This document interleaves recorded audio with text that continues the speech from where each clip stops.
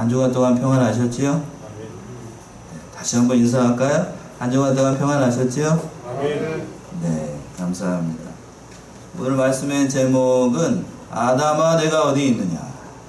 하나님께서 안타까운 마음으로 아담을 찾고 계셨을 때 아담을 부르신 말씀이에요.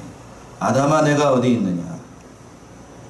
여름성환경학교 어린이 여름성의학교 주제가 언약에 관련된 말씀들인데요. 그래서 몇 주간 동안 어름성의학교 때 그 말씀 전하실 그 성경의 본문의 말씀을 가지고 몇 주간 살펴보기를 원합니다. 그래서 오늘 첫 번째 시간은 아담에게 베푸신 그 행위 언약에 중심을 둬서 하나님께서 아담을 찾고 계셨어요. 범죄한 아담에 대해서 하나님께서 말씀으로 천지를 창조하시고 난 다음에 에덴의 동산을 만드셨어요. 그리고 에덴 동산을 관리할 사람으로 아담과 하와를 지으시고 동산을 잘 관리하라고 명령을 하셨습니다. 또 그렇게 부탁을 하셨고요. 하나님은 에덴 동산에 선악을 알게 하는 나무하고 또 생명나무를 동산 중앙에 두셨습니다. 그리고 하나님과 아담 사이에 언약을 맺었어요. 이른바 행위 언약이라고 얘기를 합니다만 그 언약을 체결하셔서 동산에 있는 선악과는 절대로 먹지 말라고 하는 그런 말씀을 하셨어요. 그러나 안타까운 사실은 우리가 잘 아시는 대로 아담은 하나님과 체결한 그 언약을 지켰나요? 못 지켰나요? 못 지켰습니다. 아내였던 하와가 선악과를 먼저 먹고 그것을 따서 아담에게 가져오자 아무런 생각도 없이 그거를 넙죽 받아 먹었습니다. 오늘 합독하신 말씀은 그 다음에 있었던 일인데요. 아담이 이와 같이 범죄하고 난 다음에 하나님께서 아담을 찾아오셔서 그를 부르시는 거예요. 아담아 내가 어디 있느냐. 하나님께서 안타까운 마음으로 인간편에서 보게 되면 매우 안타까운 일이에요. 또 한편으로 보게 되면 한없는 참으로 자비와 긍휼이 무한하신 하나님의 사랑을 느낄 수 있는 그러한 말씀이기도 합니다. 오늘은 이 말씀을 통하여서 하나님께서 아담을 부르신 이유가 무엇인지 여러 가지 이유가 있겠지요. 세 가지 정도만 아담이 부른 것, 아담을 부르신 하나님에 대해서 살펴보고 은혜를 나누고자 합니다. 첫 번째는 하나님께서 아담을 왜 부르셨을까? 왜 찾아오셨을까? 회개하라고 그를 부르신 거예요. 회개하라고. 먼저 죄를 범하고 난 이후에 아담과 하와가 어떻게 되었을까? 어떻게 했을까를 먼저 생각해 보길 원해요. 8절에 있는 말씀이 그 말씀인데 범죄하고 난 인간이 어떠한 모습으로 전락을 했을까? 8절 보세요. 그들이 날이 서늘할 때에 동산에 거니시는 여호와 하나님의 음성을 듣고 아담과 그 아내가 여호와 하나님의 낯을 피하여 동산나무에 숨은지라. 범죄하고 난 다음에 아담과 하와가 이렇게 전락을 한 거예요. 죄를 범하게 되면 인간이 이렇게 됩니다. 하나님의 낯을 피하게 되고 숨을 곳이 어디 있다고? 그 동산 어디에 숨을 곳이 있다고? 나무 뒤에 숨어요. 나무 뒤에 숨고 얼굴을 피합니다. 인간의 비참한 모습이죠. 하나님께서 그 현장 가운데 죄를 범한 그 에덴 동산에 다시 오셔가지고 아담을 부르시는 거예요. 어떻게 부르시나요? 9절에 있는 말씀처럼 부릅니다. 9절 보시면 여호와 하나님이 아담을 부르시며 그에게 이르시되 내가 어디 있느냐 이렇게 부르시는 거예요. 범죄한 아담을 하나님께서 부르십니다. 아담이 어디 있는지 하나님이 몰라서 불렀을까요? 동산 사이에 숨어있는 아담이 어디 숨어있는지 몰라서 하나님께서 부르신 것이 결코 아니에요. 하나님께서 아담을 부르신 이유는 그가 범죄한 그 모든 것을 하나님 앞에 나와서 밝히고 회개하도록 하기 위해서 그를 부르신다라고 하는 거예요. 범죄하고 난 다음에 여호와 하나님의 그 목소리를 듣고 숨어버린 그 아담을 죄 가운데 숨어버리고 나무 뒤에 숨어버리고 하나님의 낯을 피하였던 그 아담을 하나님 앞에 나오도록 하기 위해서 하나님께서 부르시는 거예요. 그래서 하나님은 아담아 내가 어디 있느냐 안타까운 마음으로 참으로 그 아버지의 심정으로, 부모의 심정으로 아담을 부르신 거예요. 오늘 말씀을 생각하면서 그랬어요. 하나님께서 아담을 부르실 때에 적어도 아담에게는 3번 이상 하나님 앞에 자신의 죄를 고백하고 회개할 수 있는 기회가 있었습니다. 첫 번째 기회가 언제 있었을까요? 6절에 있는 말씀이 첫 번째 기회였던 것 같아요. 6절 보시면 여자가 그 나무를 본즉 먹음직도 하고 보암직도 하고 지혜롭게 할 만큼 탐스럽기도 한 나무인지라 여자가 그 실과를 따먹고, 여기까지는 하와가 했던 제목이지요. 자기와 함께한 남편에게도 주매 그도 먹은지라. 이때예요. 하와가 선악과의 열매를 먹고 난 다음에 남편에게 준 그때가 첫 번째 기회였습니다. 아담이 그것을 딱 보는 순간 이게 뭐라는 거를 알았겠지요? 뭐라는 걸 알았을 거예요. 선악과라는 사실을 알고 그때에 하나님께 이 아내가 했던 이 잘못된 행실을 가지고 하나님 앞에 나왔어야 됩니다. 아담이 그렇게 했으면 어떻게 됐을까요?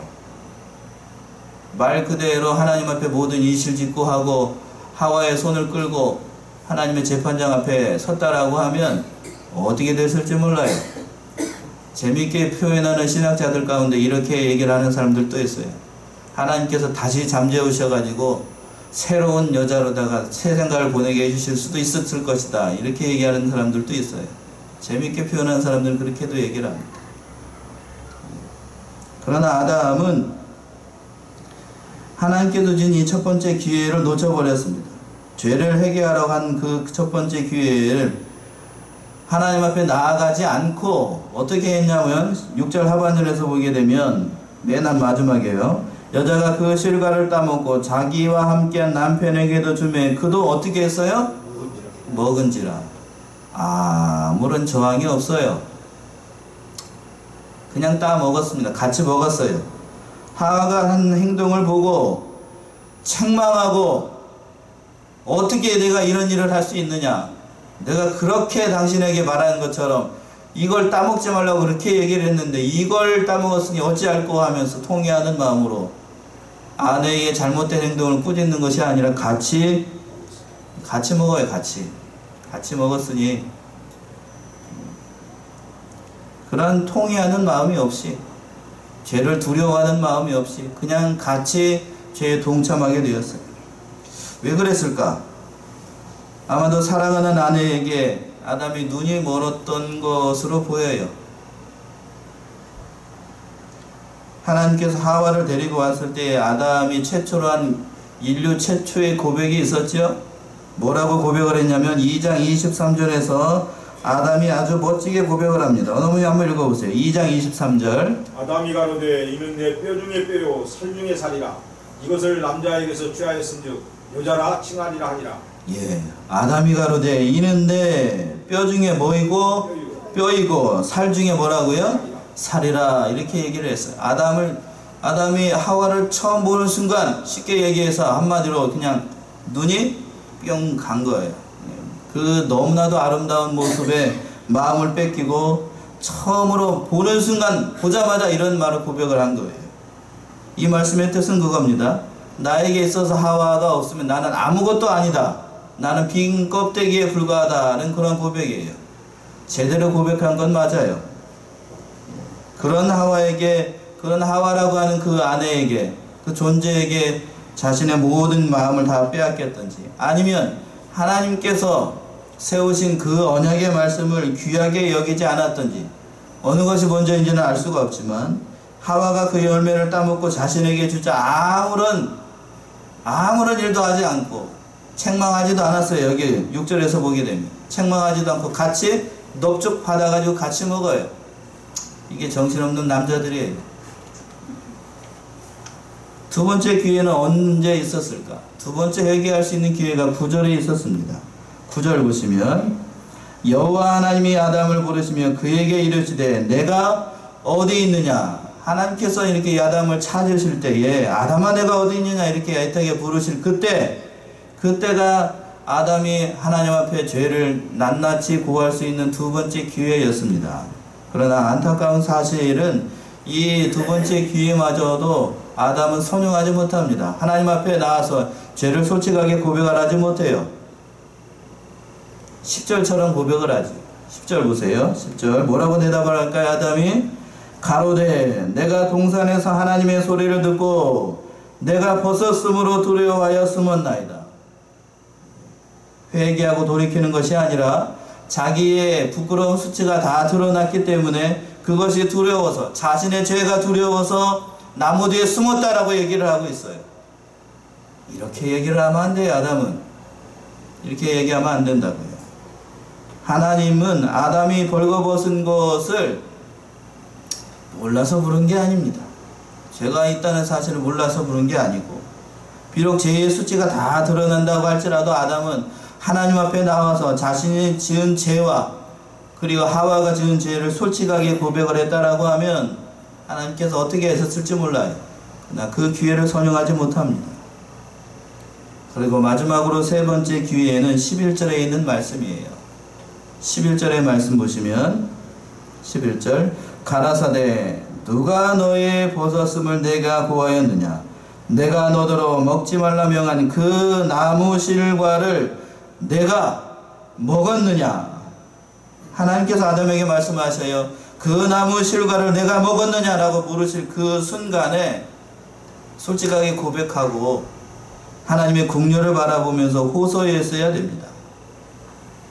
하나님 용서하십시오 이렇게 호소했어야 되는데, 그러나 안타깝게도 아담은 그렇게 대답을 하지 않고 12절처럼 아주 멋지게 대답을 해요. 여기서 멋지다는 것은 멋지다는 의미가 아닙니다. 12절처럼 대답해요. 12절 멈추면 아담이 가로되 하나님이 주셔서 나와 함께하게 하신 여자 그가 그 나무 실과를 내게 주므로 내가 먹었나이다. 있는 그대로 사실대로 말한 건 맞아요. 사실대로 그대로 말한 것은 맞는데, 아담이 이렇게 말한 의도를 잘 살펴보게 되면 두 가지 정도 잘못된 사실을 금방 발견할 수가 있어요. 첫 번째 잘못되는 것은 하나님께서 함께하도록 주신 이 여자가 없었다라고 하면 자신이 뭐를 하지 않았다는 걸까요? 죄를 짓지 않았다라는 뜻이에요. 하나님께서 이 여자를 줬기 때문에 자신이 범죄하게 되었으니까 그 책임이 누구에게 있다는 거예요? 지금 자신에게 있지 않고 이 여자를 준 하나님께 있다는 거예요. 여자가 없으면 죄를 짓지 않았으니까, 여자를 준 것 때문에 내가 죄를 지었으니까, 이 죄인으로 전락을 했으니까 이 여자를 준 하나님이 잘못입니다 라는 거예요. 이게 무섭지요? 무섭습니다. 인간이 죄를 짓게 되면 이렇게 됩니다. 두 번째 보게 되면 책임을 또한 이 여자 하와에게 넘기고 있어요. 전가시키고 있다고요. 아담은 이 여자 때문에 자기가 열매를 먹게 되었고, 또 자신에게는 죄가 없고, 그러니까 자신에게는 죄가 없고 죄를 원인을 제공하였던 것이 여자이니까 그 모든 책임은 하와가 져야 됩니다 라는 말이에요. 참으로 비겁하고 연약한 인간의 모습을 적나라하게 보여주는 그런 오늘 말씀이에요. 아담이 사실을 고백했지만 사실 이면에 있는 다른 것은 살피지 못하고 있었습니다. 하나님께서 아담에게 회개할 수 있는 기회를 적어도 3번 이상 이름을 부르면서 주셨어요. 그 순간에 아담의 이름을 부를 때에, 안타까운 마음으로 하나님께서 아담을 찾을 때에 사실대로 고백하고 자신의 죄를 고백했다라고 하면 참으로 좋은 일일 것인데, 그 모든 것을 알아듣지 못하고 하나님 앞에 죄를 회개하지 하지 못하고 그 모든 기회를 다 날려먹어 버렸어요.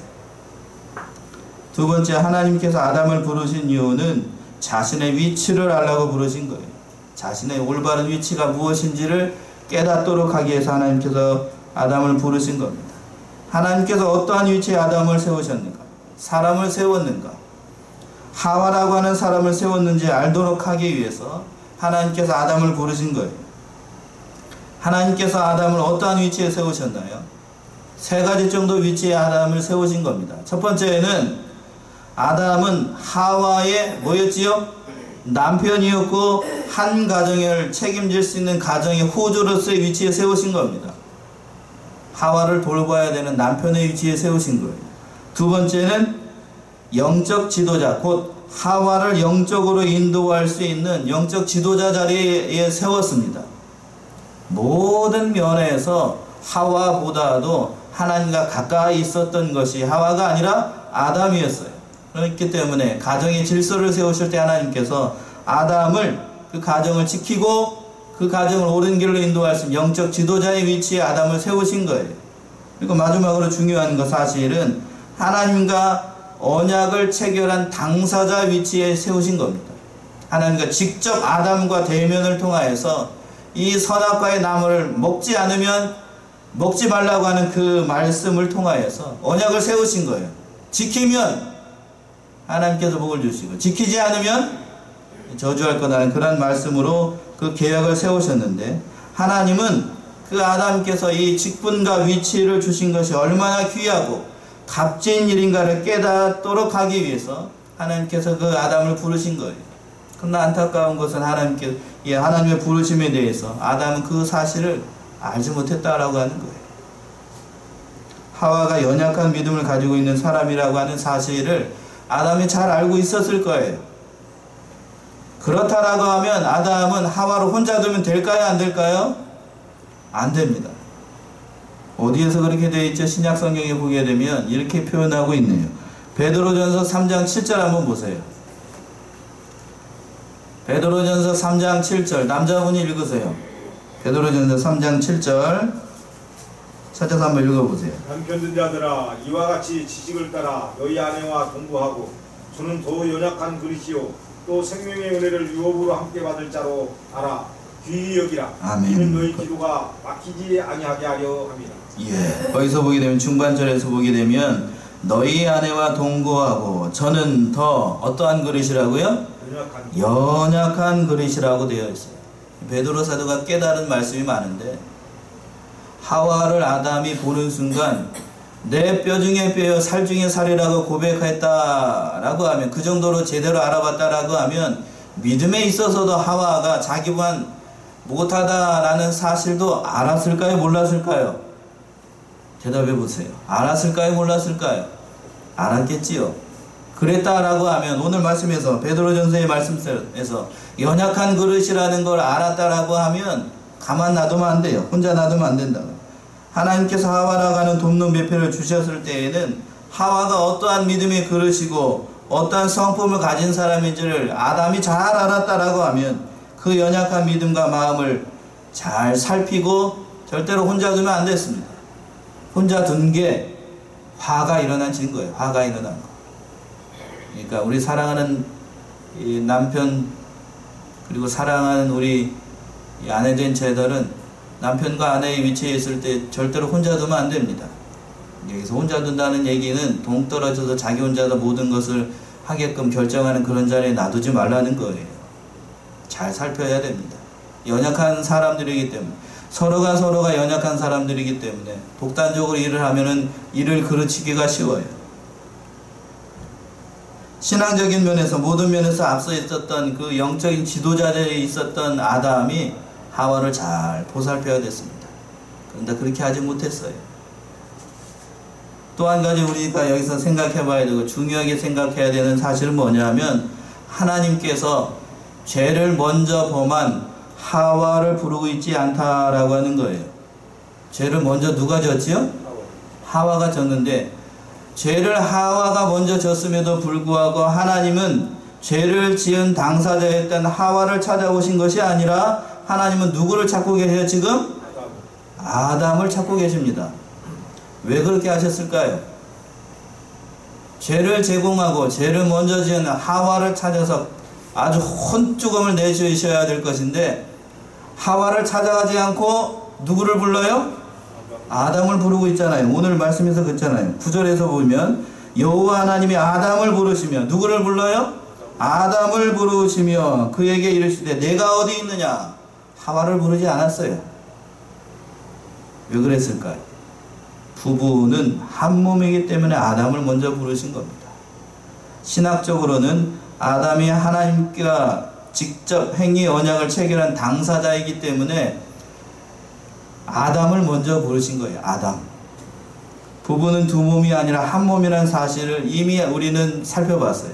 몇 주 전에. 그 말씀이 2장 24절에 나와 있습니다. 남자는 부모를 떠나서 한 몸 된 여자와 한 몸이 되어야 된다라고 얘기하고 있어요. 2장 24절 한번 읽어보세요. 이러므로 남자가 부모를 떠나 그 아내와 연합하여 둘이 한 몸을 이룰지로다. 예, 부부의 도리에 대해서 얘기를 한 겁니다. 남자는 부모를 떠나서 여자와 한 몸을 이루는 존재예요. 그러니까 부부는 한 몸이기 때문에 여자가 한 실수에 대한 책임은 전적으로 누가 지는 거예요? 그럼 이제 남자가 지는 겁니다. 그러나 우리 일반 세상적인 원리를 보게 되면 우리는 여자가 잘못하게 되면 어떻게 하지요? 여자가 실수해서 잘못했어요. 그럼 어떻게 달라드는가 하면 이혼하자고 합니다. 반대의 경우로 남자가 밖에서 실수했어요. 그러면 여자가 어떻게 달라들지요? 예, 당연히 이혼하자고 얘기를 합니다. 그런 게 우리네 사정이에요. 그러나 실수하면 여자에게 책임을 전가하는, 또 남편에게 책임을 전가하는 못된 남자와 못된 여자들이 많아요. 오늘날 세상들이 그렇습니다. 그러나 오늘 말씀에서 보게 되면 하나님은 그 책임을 누구에게 묻고 있냐면, 누구에게 묻고 있어요? 아담에게 묻고 있다는 겁니다. 실수한 당사자에게 하나님께서 직접 찾아가시지 않고 그거를 돌봐야 됐던 책임이 막중한 누구에게? 아담에게 찾아가셨어요. 이게 시사하는 바가 큽니다. 하나님은 여자가 실수했어도 그 책임은 남자가 다 져야 된다고 생각하시고 남자를 먼저 찾고 계셨던 거예요. 부부는 한 몸이기 때문에 그래요. 여자에 대한 모든 책임과 권한은 그러니까 누구에게 있냐면 남자에게 있습니다. 그래서 하나님은 아담에게 책임을 물으신 거예요. 하나님께서 성차별을 하시는 걸까요? 그런 게 아니라고요. 하나님이 세우신 질서가 그렇다라고 하는 겁니다. 그래서 안타까움으로 하나님께서 아담을 부르시는 거예요. 아담아, 내가 어디 있느냐? 하나님께서 이렇게 애타게 찾고 계실 때 아담은 어떻게 해야 했을까요? 어떻게 해야만 했을까?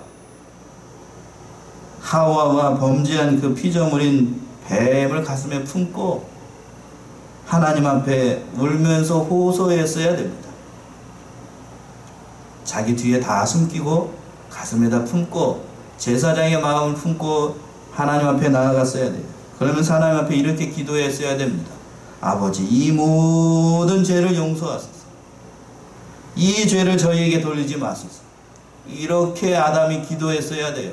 그러나 성경 어디에도 아담이 그렇게 기도했다는 것이 기록되어 있지 않아요. 하나님의 긍휼을 바라보고 호소해야 되는데 그러한 모습은 찾아볼 수가 없습니다. 그러한 모습은 자그만치 인류의 역사에 오랜 기간이 지나고 난 다음에 두 번째 아담이 되신 다른 분이 오셨을 때 그렇게 기도하셨습니다. 어디에 그렇게 기록되어 있지요? 누가복음 23장 34절 어느 분이 찾아서 한번 읽어보세요. 누가복음 23장 34절.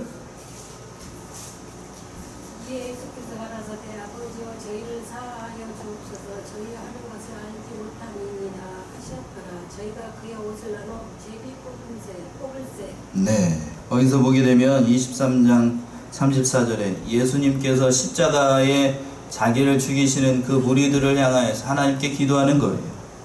예수께서 가라사대 아버지여 저희를 사하여 주옵소서. 자기 하는 것을 알지 못함이니이다.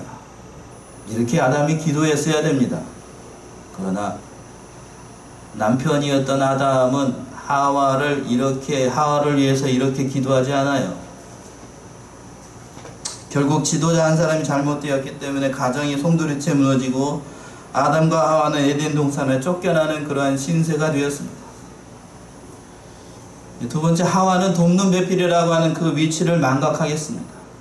하나님께서 하와라고 하는 그 배필을 만들었을 때에는 돕는 배필이라는 위치에 주셨어요. 2장 18절에서 그렇게 얘기하고 있지요. 2장 18절 한번 읽어보세요.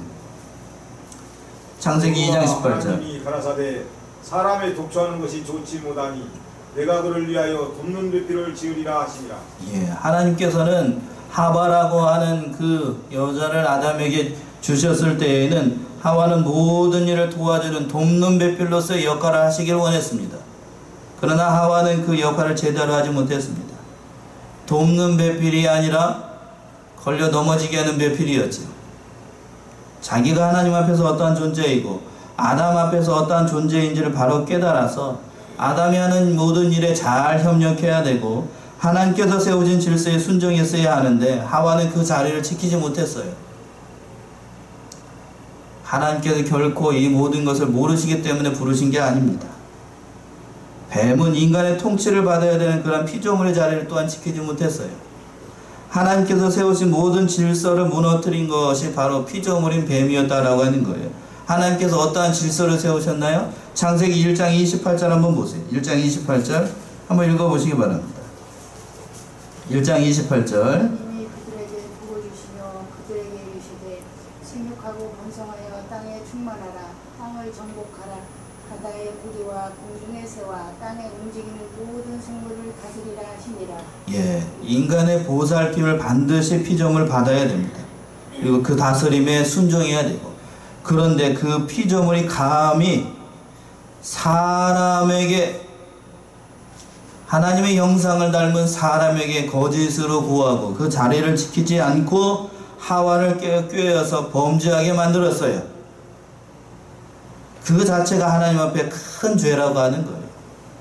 이처럼 자신의 자리를 지키지 못한 그 아담, 그 모든 하와, 그 자리로, 자신의 자리로 돌아오도록 하기 위해서 하나님께서 안타까운 마음으로 그 이름을 부르고 계셨다라고 하는 거예요. 마지막으로 중요한 사실은 하나님께서 아담을 왜 부르셨을까?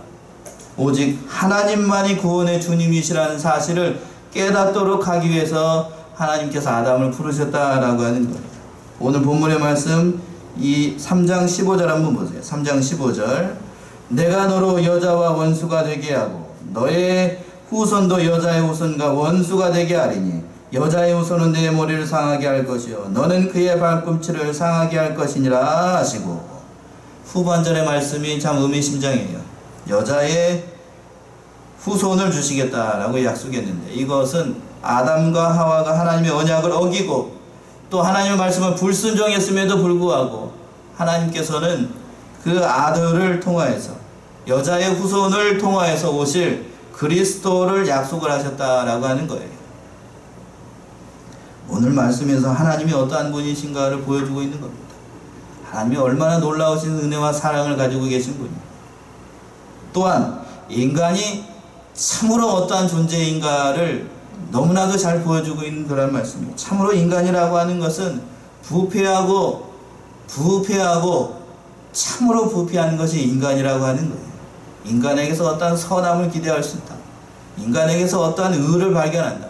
그런 건 있을 수가 없습니다. 오늘 본문의 말씀에서도 참으로 하나님께서 직접 창조하시고 완벽하게 만들었던 인간임에도 불구하고 죄의 오염이 되니까 한낱 미물보다도 못해요. 동물보다도 못하는 그러한 신세가 되는 거예요. 아담은 죄가 들어오니까요. 아담은 그 죄를 누구에게 떠넘기냐 하면 자신이 정말로 사랑하였던 아내였던 하와에게 그 죄를 떠넘깁니다. 하와는 어떻게 하나요? 그 죄를 누구에게 떠넘겨요? 뱀에게 떠넘깁니다. 죄를 지은 사람은 두 사람인데 어느 누구도 죄에 대해서 책임을 지으려고 하는 사람이 없어요. 이 일을 놓고 보게 되면 질서적인 원리로만 보게 되면 영적 지도자 자리에 있었던 아담이 먼저 모든 책임을 지고 하나님 앞에 나와서 서야 됩니다. 그리고 하나님, 제가 죄를 지었습니다. 불쌍히 여겨주십시오 라고 하나님께 솔직하게 고백을 했어야 되는데도 불구하고 아담에게서는 그러한 것이 발견되지 않아요. 아담이 만약 그렇게 했다라고 하면, 하나님 앞에 나와서 긍휼을 구하고 자비를 구했다라고 하면 인간의 역사가, 인류의 역사가 어떻게 되었을지 모릅니다. 그러나 아담은 그렇게 하지 못합니다. 아담은 자신이 눈처럼 참으로 눈에 넣어도 아프지 않은 그러한 아내에게 그 모든 죄의 책임을 떠넘기게 돼요. 하와는 자신이 직접 다스리고 통치해야 될 피조물에게 제천의 죄를 떠넘기고 있어요. 인간이 범죄하게 되면 이렇게 되는 겁니다. 밑바닥을 다 드러내요. 실력 다 드러냅니다. 나는 죄를 지으면 이러한 비겁한 존재가 안 될 것이다. 그렇게 생각하시나요? 나는 이런 정도로 취약한 모습은 보이지 않을 것이다. 이렇게 자신한 사람이 있나요? 그렇지 않아요.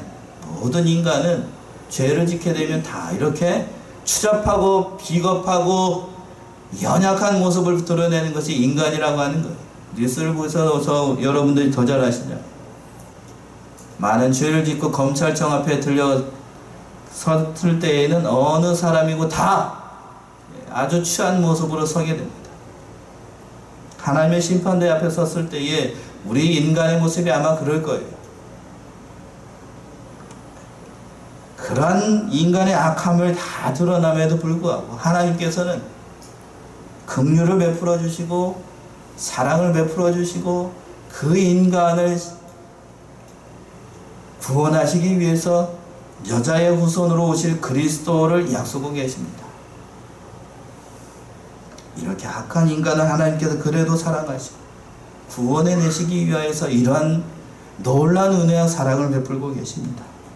범죄한 인간을 구원하시기 위해서 처음으로 계시한 말씀이기 때문에 이 말씀을 신학적으로는 원시복음이라고 얘기합니다. 하나님께서 구원자를 베풀어 주신 그리스도를 처음으로 말씀한 말씀이기 때문에 원복음이라고 얘기를 해요. 이 말씀대로 자그마치 오랜 시간을 지나서 그리스도가 오셨고 그 그리스도를 통하여서 모든 일을 구원해 내실 하나님의 놀라운 경륜과 섭리와 역사를 우리 성경에서 보게 됩니다. 오늘 말씀에서 아담은 그럴 목적으로 하나님께서 부르신 거예요.